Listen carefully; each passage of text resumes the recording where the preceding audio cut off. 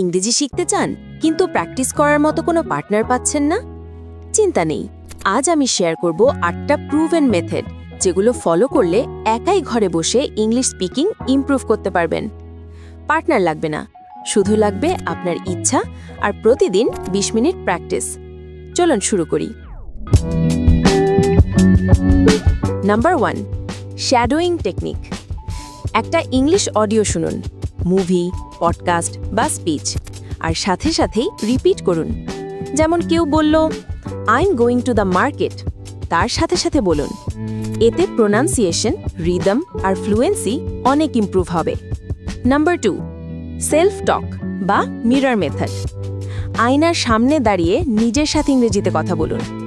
যেমন, today I will go to college, after that আইল meet my friend. এতে confidence বাড়বে আর হেজিটেশন কমবে।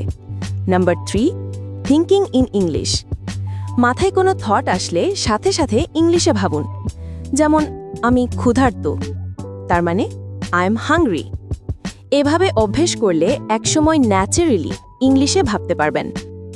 Number 4, role play practice. কোনো পার্টনার থাকলে ছোট ছোট সিচুয়েশন প্র্যাকটিস করুন। যেমন রেস্টুরেন্টে ফুড অর্ডার করা বা এয়ারপোর্টের টিকিট কেনা। এতে রিয়েল লাইফ কনভারসেশনের জন্য প্রিপেয়ার হয়ে যাবেন। Number 5, use AI English app.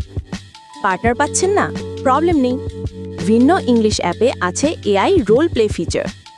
এখানে আপনি ডক্টরের কাছে যাবেন বা দোকানে শপিং করবেন, এআই সবে আপনার partner. Number 6, recording and listening back.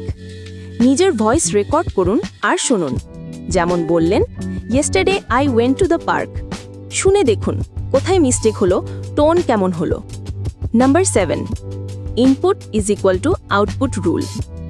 আগে শুনুন, তারপর বলুন। মুভিজ, পডকাস্ট, অডিও বুকস যত পারেন শুনুন, এটাই হবে ইনপুট। তারপর ছোট ছোট বাক্যে বলুন, এটাই হবে আউটপুট।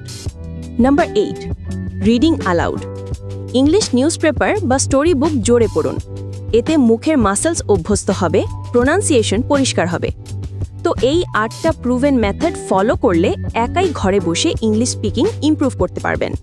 ভিডিও ভালো লাগলে একটা লাইক দিন আর কমেন্ট করে জানান কোন মেথড আপনি আগে ট্রাই করবেন।